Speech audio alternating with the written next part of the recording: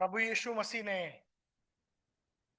पांचवा वाक्य जो क्रूस पर से कहा, उन्होंने कहा, मैं प्यासा हूं।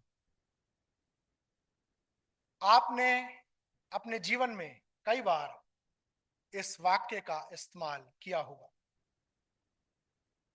यह किसी भी मनुष्य की शरीर की सामान्य स्थिति है कि उसे प्यास लगती है। कई बार आपने किसी की प्यास बुझाई होगी और कई बार किसी ने आपकी प्यास बुझाई होगी। जो शरीर में है वो उसे प्यास भी लगती है और उसे भूख भी लगती है। लेकिन यहां पर प्रभु यीशु मसीह ने जब ये बात कही कि मैं प्यासा हूं, यह साधारण वाक्य नहीं थे। ये वाक्य हमारे जीवन में, हमारी प्रतिदिन की बोलचाल में बड़े साधारण हो सकते हैं। लेकिन प्रभु यीशु मसीह ने जब क्रूस पर से ये वाक्य कहा कि मैं प्यासा हूं, यह साधारण वाक्य नहीं थे। और ये क्यों साधारण वाक्य नहीं थे,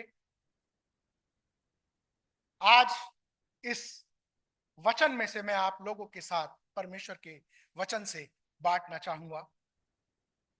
ये जो बात है, मैं प्यासा हूं, ये बात केवल यूहन्ना जो यीशु मसीह का शिष्य था, जो प्रेरित था, वो अपने सुसमाचार में बताता है कि प्रभु यीशु मसीह ने कहा, मैं प्यासा हूं। और यही प्रेरित यूहन्ना अपने सुसमाचार में इस प्रकार से कहता है कि सब कुछ उसी के द्वारा उत्पन्न हुआ और जो कुछ उत्पन्न हुआ है उसमें से कोई भी वस्तु उसके बिना उत्पन्न नहीं हुई है। संपूर्ण ब्रह्मांड, तारागण, ये पूरी सृष्टि, आकाश, पेड़, पहाड़, पर्वत, जानवर, ये तमाम चीजें उसी के द्वारा उत्पन्न हुई हैं। और आज वो व्यक्ति जो संपूर्ण ब्रह्मांड की हर एक वस्तु को बनाने वाला है, वो इस बात को कह रहा है कि मैं प्यासा हूं। पौलुस जब कुलुस्सियों की कलीसिया को पत्र लिखता है तो वह उसके विषय में बताता है, क्योंकि उसी में सारी वस्तुओं की सृष्टि हुई।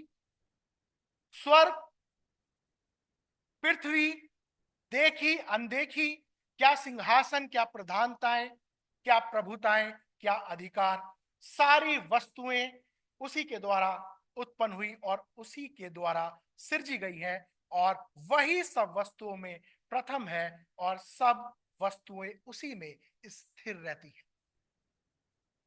वो सब चीजों पर अधिकार रखता है, वो सब चीजों को कंट्रोल करता है, वो आंधी तूफान को आज्ञा देता है और वो उनका कहना मानती हैं। और आज वो इस बात को कहता है क्रूस पर से कि मैं प्यासा हूं। वो प्रभु जो 5 रोटी और 2 मछली से 5,000 से ज्यादा लोगों को भोजन करा सकता है, जो 7 रोटी और 2 मछली से, कुछ मछलियों से 7,000 से ज्यादा लोगों को, 4,000 से ज्यादा लोगों को भोजन करा सकता है, जो पानी को दाखरस में बदल सकता है, वो क्रूस पर से इस बात को कहता है कि मैं प्यासा हूं। क्या वो जो ये सारे कार्य कर सकता है, अपने लिए पानी का इंतजाम नहीं कर सकता था? वो कर सकता था।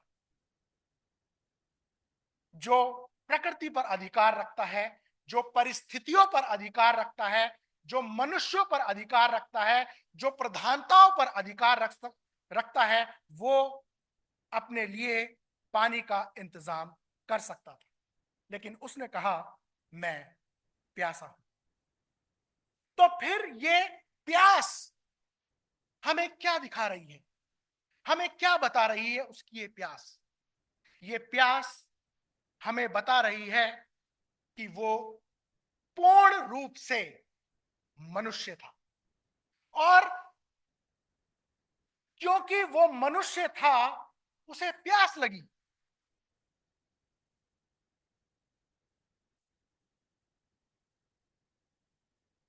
प्रिय मित्रों,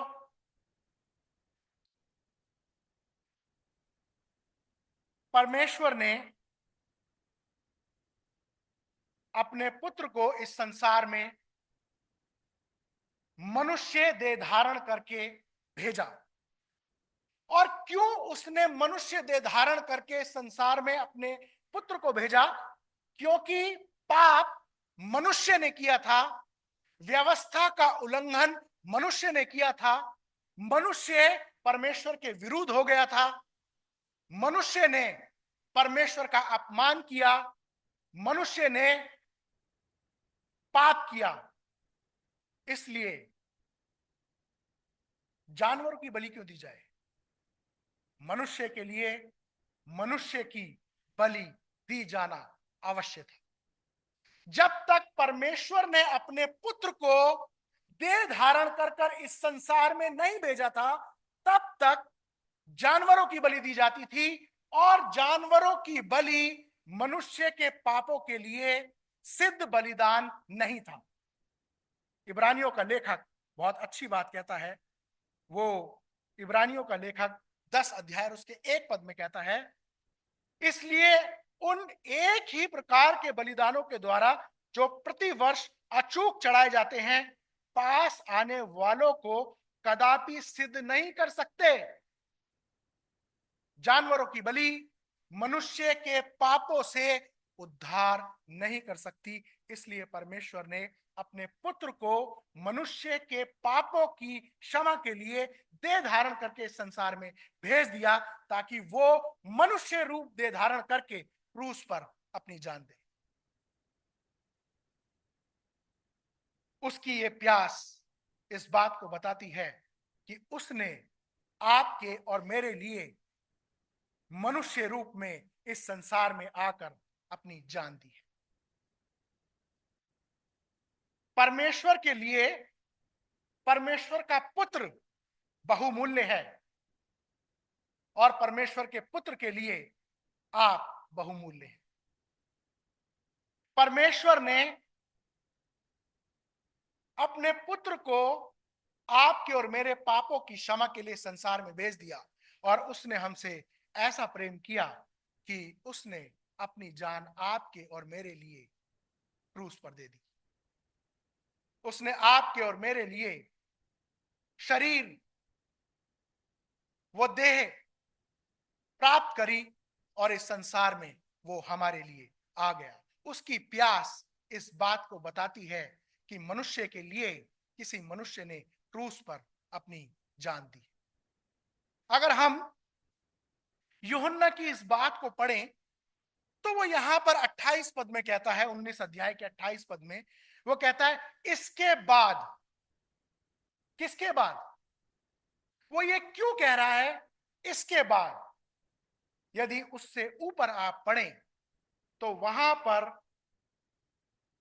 प्रभु यीशु मसीह यूहन्ना को एक जिम्मेदारी सौंपते हैं, और वो जिम्मेदारी सौंप कर एक नए परिवार का निर्माण करने के बाद, यहां पर परमेश्वर के वचन में लिखा है, इसके बाद यीशु ने यह जानकर कि अब सब कुछ पूरा हो चुका है।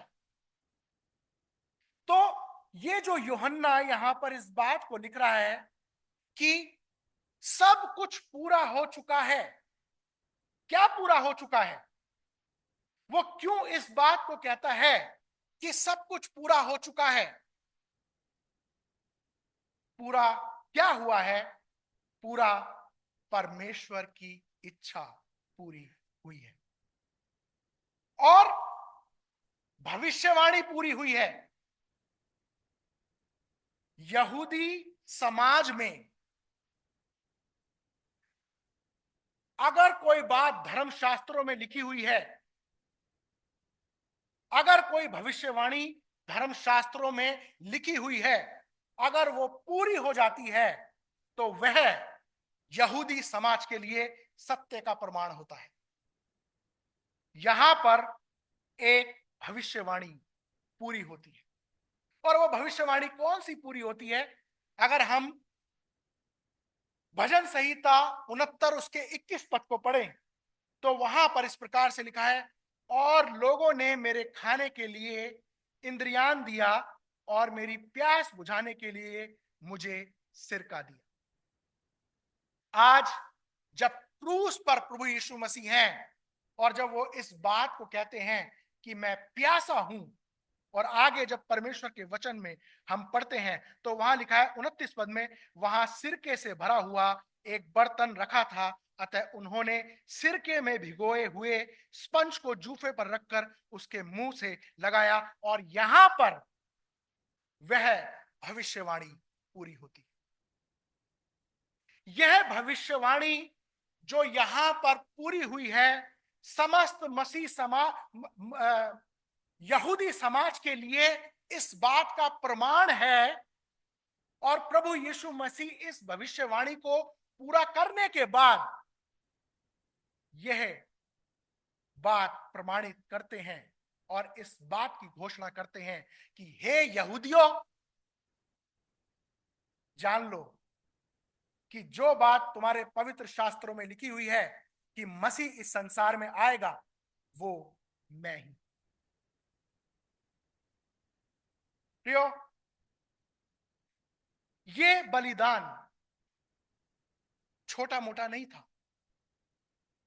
ये प्यास शायद हो सकता है कि हमारे लिए बड़े साधारण से शब्द हों, लेकिन इस प्यास के पीछे समस्त संपूर्ण मनुष्य जाति का उद्धार छिपा हुआ है, क्योंकि उसके प्यास लगने के द्वारा वो इस बात को प्रमाणित करता है कि मैं वही हूं जिसके विषय में उन भविष्यवक्ताओं ने भविष्यवाणी की थी कि मसीह इस संसार में आएगा और वो संपूर्ण मनुष्य जाति के लिए अपने प्राणों को क्रूस पर देगा। क्या ये जो मसीह क्रूस पर है, क्या ये अपने लिए पानी का इंतजाम नहीं कर सकता था? वो अपने विषय में कहता है कि स्वर्ग और पृथ्वी का सारा अधिकार मुझे दिया गया है। क्या वो क्रूस पर से कोई आश्चर्य कर्म नहीं कर सकता था? 3.5 वर्षों में उसने इतने आश्चर्य कर्म किए, बाइबल में नहीं समा सकते थे। तो क्या क्रूस पर से वो स्वर्गदूतों को आज्ञा देता तो क्या उसके लिए पानी का इंतजाम नहीं हो सकता था? जो सामरी स्त्री से कहता है कि जो मुझ में से पिएगा वो कभी प्यासा ना होगा, क्या वो अपने लिए पानी का इंतजाम नहीं कर सकता था? जो कहता है कि जो मुझ में से पिएगा उसमें से जल के सोते बह जाएंगे, क्या वो अपने लिए पानी का इंतजाम नहीं कर सकता था? यस, वो कर सकता था, लेकिन वो क्रूस पर अपनी नहीं परंतु अपने पिता की इच्छा को पूरा करने के लिए उपस्थित है। अगर हम इब्रानियों उसका 10 अध्याय और उसके 5 पद को पढ़ें तो वहां पर वो अपने पिता की इच्छा को पूरा करने के विषय में बात करता है। वहां लिखा है, इसी कारण वह जगत में आते समय कहता है, मसीह के बारे में बात लिखी है, इसी कारण वह जगत में आते समय कहता है कि बलिदान और भेंट तूने नहीं चाही, वह मेरे लिए एक देह तैयार करता है। होम बलियों और पाप बलियों से तू प्रसन्न नहीं हुआ। तब मैंने कहा, देख मैं आ गया हूं, पवित्र शास्त्र में मेरे विषय में लिखा हुआ है, ताकि हे परमेश्वर तेरी इच्छा पूरी करूं। वो चाहता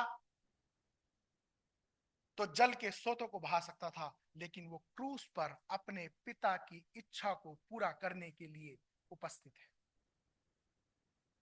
प्रियो, हम जो यहां पर बैठे हैं, हम उद्धार पाए हुए लोग हैं, और ये जो सब कुछ आज हो रहा है, ये आपके और मेरे लिए हो चुका है। क्या हम अपने व्यक्तिगत जीवन में उस परमेश्वर की इच्छा को पूरा कर रहे हैं? हमें एक सीख प्रभु यीशु मसीह से आज लेने की आवश्यकता है। जब वो क्रूस पर है और कुछ क्षणों में अपने प्राण को त्याग देगा, वह अपने पिता की इच्छा को पूरा करता है, और उस पिता की इच्छा को पूरा करने के द्वारा वो अपने प्रेम को जाहिर करता है। क्या इससे बड़ा कोई प्रेम हो सकता है कि क्रूस पर एक ऐसा व्यक्ति जिसने जिंदगी भर पाप किया है, उसे स्वर्ग लोक में पहुंचाया जाता है, और जिसने कभी जिंदगी में कोई पाप नहीं किया, वो अपने लिए क्रूस को थाम लेता है।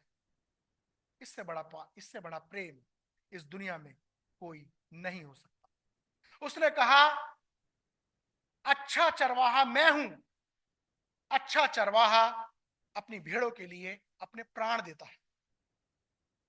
भारत के अंदर गुरु प्रथा है, यहां पर गुरुओं को पूजा जाता है, उनकी शिक्षाओं पर चला जाता है, और बहुत लंबे समय से यह प्रथा भारत के अंदर है कि गुरुओं को पूजा जाता है, गुरुओं को मान सम्मान दिया जाता है। क्या भारत के इतिहास में कोई ऐसा गुरु हुआ है जिसने अपनी प्रजा के लिए अपने प्राणों को निछावर कर दिया? ऐसे गुरु बहुत हुए हैं जिन्होंने अपनी राजगद्दी के लिए अपनी प्रजा के लोगों को मरवा दिया, लेकिन ऐसा कोई नहीं हुआ जिसने अपनी प्रजा के लिए अपने प्राणों को न्यौछावर कर दिया। प्रभु यीशु मसीह ने कहा कि अच्छा मित्र अपने मित्रों के लिए प्राण देता है, और उसने ऐसा ही हमारे लिए किया है। आइए हम इस प्यास को जो उसे क्रूस पर लगी साधारण शब्दों में ना लें। वो प्यास, उसका इन शब्दों को कहना, उसके पीछे जो कारण है वो आप और मैं है। और जिस प्रकार से वो अपनी आखिरी सांस तक अपने पिता की इच्छा को पूरा करता है, जीवन भर जब तक हम इस पृथ्वी पर हैं, अपने पिता की इच्छा को पूरा कर सके। परमेश्वर इन वचनों के द्वारा हम सभी को आशीर्वाद